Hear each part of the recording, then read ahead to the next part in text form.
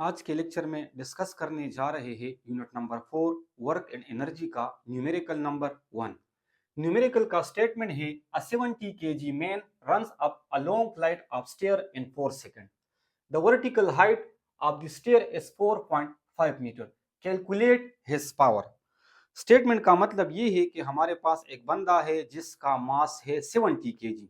वो 4 सेकंड के लिए सीढ़ियों पर मूव कर रहा है और उस सीढ़ियों का जो वर्टिकल हाइट है वो है 4.5 मीटर। तो बताइए उस बंदे की पावर क्या होगी। इस स्टेटमेंट को मजीद में इस फिगर से आप लोगों के लिए समझा रहा हूं ताकि इसका जो स्टेटमेंट है वो कंप्लीटली क्लियर हो जाए। स्टेटमेंट का मतलब ये है कि लेट सपोज यहां पर एक बंदा है जिसका मास है 70 kg। वो बंदा नीचे से ऊपर की तरफ जा रहा है, तो जब नीचे से वो ऊपर की तरफ पहुंच गया, इस दौरान इसने जो टोटल टाइम लिया वो 4 सेकंड लिया। तो लेट सपोज ये सीढ़ियां है, इन सीढ़ियों की जो वर्टिकल हाइट है, इन सीढ़ियों की जो वर्टिकल हाइट है वो हमारे पास है 4.5 मीटर। तो बताइए इस बंदे की पावर क्या होगी।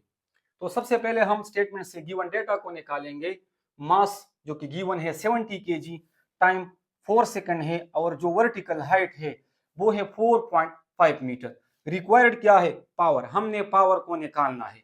वी नो दैट, हमें मालूम है पावर बराबर होता है work done per unit time.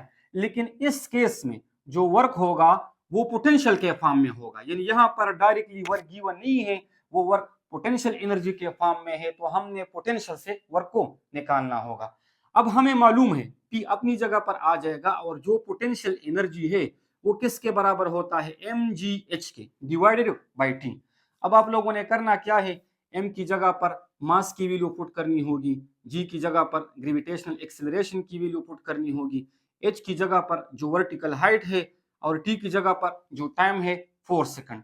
आप लोगों ने इन सबको आपस में मल्टीप्लाई करना है और 4 पर डिवाइड करना है, तो जो पावर है उसकी वैल्यू आ जाएगी 7.7 into 10⁻²। Watt. Watt is the unit of power. उम्मीद करता हूं कि आप लोग समझ चुके होंगे।